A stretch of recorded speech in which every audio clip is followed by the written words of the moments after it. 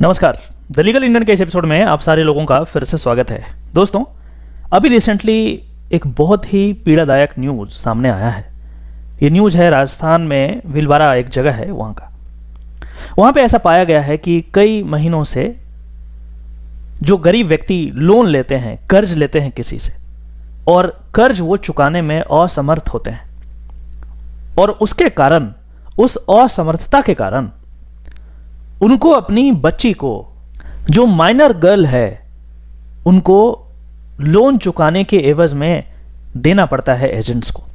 आपने लोन लिया, loan repay नहीं कर रहे हैं, इस वजह से लड़कियों को, अपने बच्चों को स्टाम्प पेपर पे सेल करना पड़ रहा है कि भाई लोन मैं नहीं दे पाऊंगा, ये ले जाओ, मेरी 10 साल की बच्ची है, 8 साल की बच्ची है, 15 साल की बच्ची है, ले जाओ। और जो स्टाम्प पेपर पे जो कंटेंट लिखा जा रहा है उसमें वहां पे एडॉप्शन दिखाया जा रहा है कि एडॉप्शन के लिए लिया गया है, जबकि इसका लेने का पर्पस कुछ और है, और उन लड़कियों को बाद में फोर्स्ड प्रोस्टिट्यूशन में ढकेल दिया जाता है, उनकी जिंदगी खराब हो जाती है।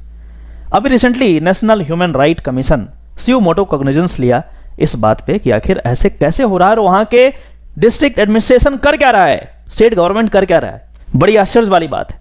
और उससे भी आश्चर्य वाली बात यह है कि यह चीज ऑथेंटिकेट कौन कर रहा है, कौन यह निर्णय दे रहा है कि बच्चों को देना पड़ेगा आपको। निर्णय किसका है? यह कास्ट पंचायत, वहां के जो पंच हैं, सरपंच हैं, ये डिसीजन दे रहे हैं कि ऐसा करना होगा। ये डिसीजन ये दे रहे हैं कि या तो लोन रीपे कर दो, या तो बच्चों को सेल कर दो, या फिर यदि ये दोनों में से कुछ नहीं कर पाए तो तुम्हारे घर की औरतों का रेप होगा। This is ridiculous. क्या हो रहा है? आप समझिए 2022 में ये चीजें हो रही है हमारे ही भारत में। विश्वगुरु बनने चले। चलिए, हम तो लॉ की बात करेंगे, क्योंकि ये जो चैनल है यहां पे हम लीगल जानकारी देते हैं। अब आपको यहां पे ये समझ में आएगा कि आखिर कोर्ट्स की, वकील की जरूरत क्यों है समाज में, लॉ जानने वालों की जरूरत क्यों है समाज में। अब आपको यहां पे पता चलेगा जब ऐसे न्यूज आप देखेंगे तब। यदि लॉ के जानकार होते, कोई वकील होता, कोई लॉ स्टूडेंट भी होता, ये पंच के जगह पे, सरपंच के जगह पे यदि जजेज होते, तो ये कभी भी होने नहीं देते। क्यों नहीं होने देते? क्योंकि उन्हें लॉ पता है। उन्हें लॉ पता है कि यदि कोई लोन लिया है और पेमेंट नहीं कर रहा है तो at max what you can do is you can file a recovery suit, that's all. This is the legal remedy you have. आपने तो बच्चों को सेल करा दिया, सरपंच ने करा दिया। इसका मतलब हुआ कि जो पंच है, सरपंच है, इसको लॉ की जानकारी नहीं है। ये कुछ उसी तरीके के पंचायत हैं जैसे हरियाणा में खाप पंचायत भी हुआ करता था, जो ये सजा सुनाता था कि लड़की लड़का यदि प्रेम संबंध किए हैं तो दोनों को मार दो। ऑनर किलिंग कहते थे। बहुत सारे ऐसे न्यूज हैं। और ये जो पंच न्याय है वो हमें लॉ का एक बहुत इंपॉर्टेंट कंसेप्ट उसकी याद दिलाता है। ये कंसेप्ट हमारे संविधान में निहित है, और संविधान के यदि अनुच्छेद 21 की बात करें, जिसमें राइट टू लाइफ की बात करी गई है, इसमें procedure establish by the law की बात की जाती है। और किस तरीके से procedure establish by the law का इंटरप्रिटेशन माननीय न्यायालयों ने किया है और उसको चेंज करके due process of the law की बात करी है, इसको जानना यहां पे बहुत जरूरी है। मैं ये बात इसलिए कर रहा हूं ताकि जो पंच न्याय ये कर रहे हैं सरपंच, वो बहुत ही दुखद है। जब आर्टिकल 21 आप पढ़ेंगे भारतीय संविधान में, तो वहां पे आपको मिलेगा protection of life and personal liberty. No person shall be deprived of his life and personal liberty except according to procedure established by the law. मतलब जो लॉ बनाने वाली एजेंसी है, जिसको संविधान ने यह काम दिया है कि भैया तू लॉ बनाना, पार्लियामेंट, वो जो भी लॉ बना दिया उसी के इन अकॉर्डेंस में आप किसी की जिंदगी विहीन कर सकते हैं, किसी की जिंदगी खत्म कर सकते हैं, not otherwise. Now the question is, यदि पार्लियामेंट ने ऐसा लॉ बना दिया, यदि कोई चोरी करे तो उसका हाथ काट देना, यदि कोई मर्डर करे तो उसका सर धड़ से अलग कर देना, कोई रेप करे तो उसको चौराहे पे टांग करके गोली मार देना, ऐसा कर सकता है पार्लियामेंट। भारतीय पार्लियामेंट ऐसा लॉ बना दिया, मान के चलते हैं 1 मिनट के लिए बना दिया, तो क्या ऐसा पनिशमेंट दिया जा सकता है? इस पे बहुत उठापटक हुआ है माननीय अदालत में। 1978 में Maneka Gandhi versus union of India, इस केस में माननीय सुप्रीम कोर्ट ने इंटरप्रिटेशन किया है procedure establish by the law, और कहा है कि देखो साहब ऐसा है, हां ये बात सही है कि आर्टिकल 21 में procedure establish by the law लिखा है, लेकिन इसका यह मतलब नहीं कि पार्लियामेंट कुछ भी लॉ बना दे, लॉ वैसा ही बनाया जा सकता है जो न्याय संगत है, जो तर्क संगत है, जो रीजनेबल है। आप हैफाजत में आप आर्बिट्ररी रूप से लॉ नहीं बना सकते। और यदि ऐसा कोई लॉ बनाया जाता है तो कोर्ट उसे खत्म कर देगी।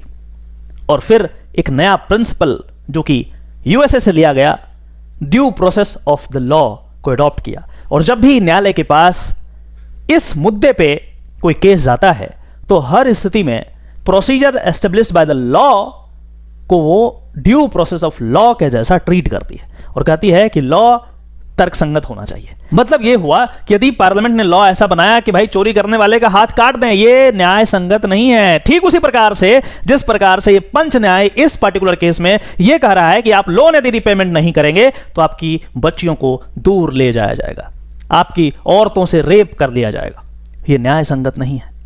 तो इस तरीके का लॉ नहीं बनेगा।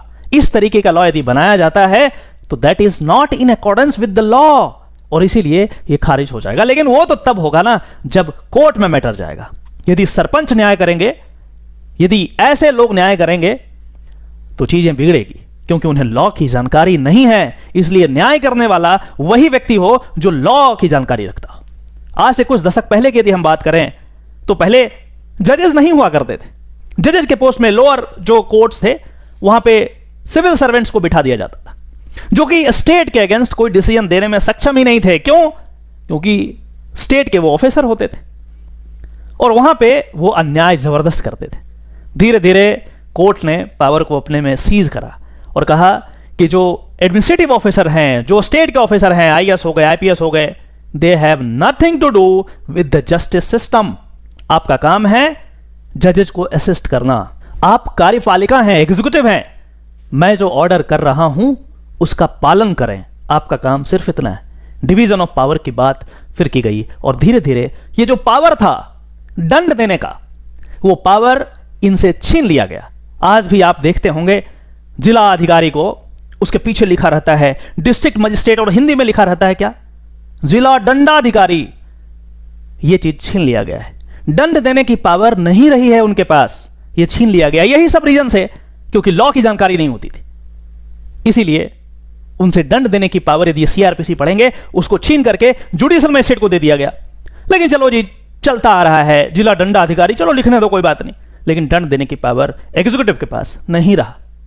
क्यों नहीं रहा? यही सब रीजन से आज 2022 में यह बहुत जरूरी है कि ऐसे सरपंचों को बताया जाए कि लॉ क्या है। यह भी बहुत जरूरी है कि ये जो सेंसिटिव मैटर्स हैं इसको कोर्ट तक पहुंचाया जाए, क्योंकि कोर्ट तक जब तक ये बात नहीं पहुंचेगा तब तक इसका सही मूल्यांकन नहीं कर पाएगा। फॉर्चुनेटली इसमें नेशनल ह्यूमन राइट कमीशन के जो चेयरपर्सन होते हैं, जज होते हैं, सुप्रीम कोर्ट से रिटायर्ड जजेस को बनाया जाता है। उन्होंने कॉग्निजेंस लिया है क्योंकि उन्हें लॉ पता है। अदरवाइज इनके डिस्ट्रिक्ट एडमिनिस्ट्रेशन क्या कर रहे थे, एसडीएम डीएम क्या कर रहे थे, एसपी डीएसपी क्या कर रहे थे, जिनका काम है उस एरिया में क्या हो रहा है उनको पता करना, क्या कर रहे थे। और ऐसा नहीं कि पहली बार हुआ है, आप रिपोर्ट जाकर के देखें, सालों से ये चीजें चल रही है, लेकिन कोई किसी को फर्क नहीं पड़ना। क्यों? क्योंकि सरकार के नौकर है ना, सरकार के अगेंस्ट कुछ बोलेंगे क्या होगा, उनका तबादला हो जाएगा। तो लोग तबादले से डरते हैं। खैर, आशा करते हैं कि इस वीडियो से आपको जरूर कुछ नया सीखने को मिला होगा। यदि ऐसा है तो इस वीडियो को वाइडली शेयर करें और हमारे इस चैनल को जरूर सब्सक्राइब कर लें, क्योंकि इसी तरीके का ऑथेंटिक लीगल जानकारी आपके डोरस्टेप तक मैं हमेशा पहुंचाते रहता हूं। चलिए फिर से मिलते हैं किसी और टॉपिक में, तब तक के लिए नमस्कार, जय हिंद।